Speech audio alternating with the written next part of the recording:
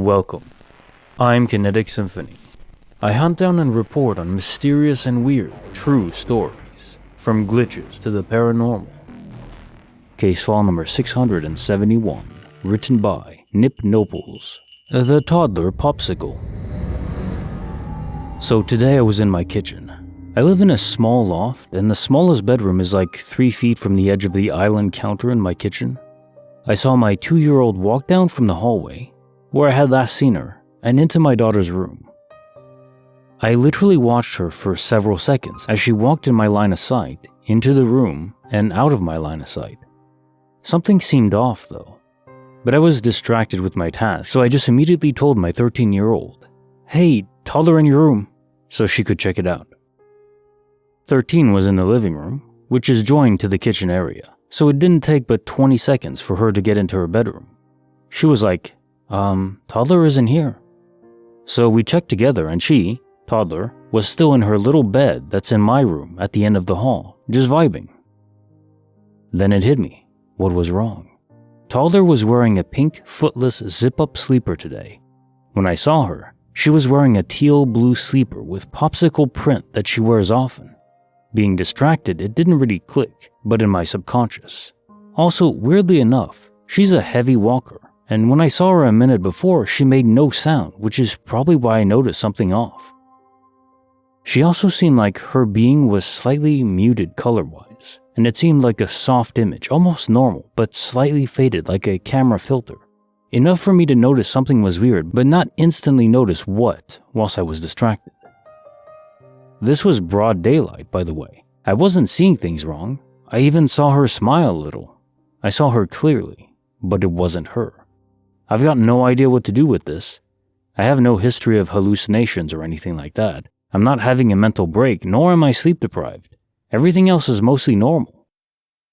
However, this event did remind me that 3 or so weeks ago, when my 13-year-old was home alone, she heard my toddler giggling in my living room, even though we weren't home. Not many kids live in my building, but a few do, so I brushed it off as her mistaking someone in the hall for my kiddo. Now, I'm not so sure. Case file number 672, written by psyma, the feel-through bodysuit. This happened in February 2022. I was on a first date with someone I met online. It was my first time meeting someone in person through online dating, so I went to the mall earlier in the day to look for a new top to wear with some jeans. I found a cream-colored fitted turtleneck made of 96% cotton and 4% elastane. I wore it with high-waisted fitted jeans, but when I would sit, the turtleneck rode up about 1 inch up my back, and I did not feel comfortable exposing skin since it was cold out and a first date. So I wore a black bodysuit underneath, which was securely tucked in, and added another layer under the turtleneck. We had finished dinner, neither of us drank alcohol, and decided to stop at a cafe that was open late at night. We were chatting for a bit and getting a little flirty. I was sitting to his left. He asked if he could put his arm around me, and I said yes. He put his left arm around my back, slightly under my left armpit. His hand rested on the left side area under my left boob. He applied a slight pressure with his fingers, and I felt the distinct and jarring sensation of cold fingers directly on my skin. I immediately questioned if there was a hole in my shirt in my head. How could that happen? I had just bought that shirt 4 hours ago, $50 and in good quality, and was wearing a full bodysuit beneath it. A millisecond after I had this thought, he abruptly retreated his hand and asked if I had a hole in my shirt because he definitely felt my skin. I said no, and told him I had questioned the same thing as well as I felt his cold fingers against my skin. We inspected the shirt and found nothing. He asked if maybe he lifted the shirt, and I said no, I would have felt that. Plus, I had a bodysuit on underneath. When I got home, I removed the turtleneck and bodysuit and found 0 holes in the fabric. I probably would have chalked it up to something in my head if he hadn't experienced the same sensation as well. Bonus file, written by Direct Mulberry 3814, a most friendly of hauntings. For some backstory context, my once-in-a-lifetime best friend, late 20s, moved into my house last year with most of her things after a bad divorce. She recently passed away unexpectedly and tragically, after an accident at work. It was especially devastating since she had just finally become a genuinely happy person again in recent weeks. After struggling with depression and the implications of her divorce, she could light up any room she entered, and she was the most charismatic, kind person you ever met. I was obviously a wreck after she passed, and I was left to deal with all of her belongings.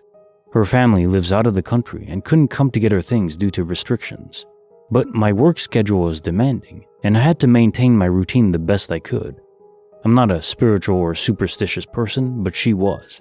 Things started getting weird about a week after her death. The first bizarre thing I noticed was that I began having out-of-body dream experiences about her. I have never been able to recall my dreams or even dreams at all, but these were so real, and I remember every detail and feeling. So real that I would wake up crying. I convinced myself that this was most likely due to grief and was probably normal. After about a week after she passed, I would be jolted awake routinely at around 2 or 3 in the morning. I swear to God, I heard footsteps going down the hallway to her room, her door open and closed. I have 2 well-trained border collies that sleep with me, and they would literally crawl out of their skin barking like an intruder was in the house, tilt their head at the sound of the footsteps, and stare nervously at the door. This is completely out of character for my dogs, and they have never done this in their 5 years on the earth. I would get up and check the house and nothing would be there. I have lived alone in the house for 2 years prior, with nothing out of the ordinary happening. And my house is new construction, so nothing creaks, there's no drafts, no weird noises, plumbing, etc. This went on like clockwork for weeks after her death. Now, the really peculiar things start to happen when I return to work. Our routine prior to her passing was that I had to leave for work at around 5 to 6 a.m., and she generally didn't have to work until 9 or 10 a.m. She would hang out with my dogs after I left, and they would often crawl into her bed with her in her room. After she passed, I shut her bedroom door and never opened it. It was too painful for me to look at her things and her empty room. My first day back at work, I left my dogs in the house like usual. When I returned home, I was instantly panicked because my dogs did not greet me and there was no sign of them. I looked everywhere and called for them. I hear a scratch coming from the other side of her door. My dogs were locked in her room. It was unsettling, but I didn't want to jump to conclusions. I investigated every logical explanation, but there was no way the AC or something could have opened and closed the door. Has never happened to any door in that house. And my dogs are smart, but not that smart. The next morning before leaving, I shut her door as hard as I could and placed a heavy wood chair in front of it. When I came home, my dogs again were nowhere to be found, and the chair was slid at least 10 feet down the hall in a straight line upright. I let my dogs out of the room for the second time and had chills shoot throughout my body. I was freaked out. This only happened a handful of other times in the coming weeks. It's been roughly 6 months since her death, and things have settled down for the most part. I still hear footsteps at night, and my dogs still occasionally exhibit odd behavior, especially by her room. We had an ongoing battle about the thermostat she liked in the house, at around 73 degrees, and I always have it set at 68. My thermostat now will sometimes be set at 73 when I get home, and I'll be able to smell her cleaning supplies. She used totally different products, and she was a neat freak who always was cleaning when I came home. Obviously, this isn't a malicious haunting. It actually started to help me cope with her death. Thanks for listening to my ramblings. Has anyone else experienced something similar after losing someone? Is there a way to communicate with her? I feel like she left before her time and has a lot of unfinished business. Case notes, bonus file. A mostly peaceful haunting. So the first thing I want to say is that I'm very sorry for your loss. I can't even imagine losing a friend at 20, a best friend, to die that young. I don't know how they died on the job. If it was some sort of chemical poisoning or something fell on them, all I can say is that I really hope it was very quick and painless. Moving on to the haunting. Well, calling it a haunting is a bit extreme. I think it's the imprint of your friend, but it's not really them. I'll get into that more later. For now, I'll say that yes, I fully believe that the imprint of your friend is there. Most notable as evidence is the fact that your dogs can perceive her, even though you can't physically see her, hearing her footsteps, and they react so wildly because their best friend is back in their minds, in their perception. Maybe they even smell her too. And then them getting into the room, that was shut the first time, and then the second time you made efforts to make sure they couldn't get in, but they still did. That doesn't just happen. Clearly, the imprint of your friend was there and let them in. And one thing I wanted to mention, I fully believe in quantum immortality, but how do you square that with ghosts and imprints? I think there are two possible avenues there. The first one is that we are only left behind as an imprint if there are no other alternate universes to go to, if we're dead in every single one of them. This isn't very likely in my opinion because there are so many alternate universes. Every time there's a branching pathway, where even one atom could go a certain way towards another way, or some form of energy wave could function in one way, oscillate a different way.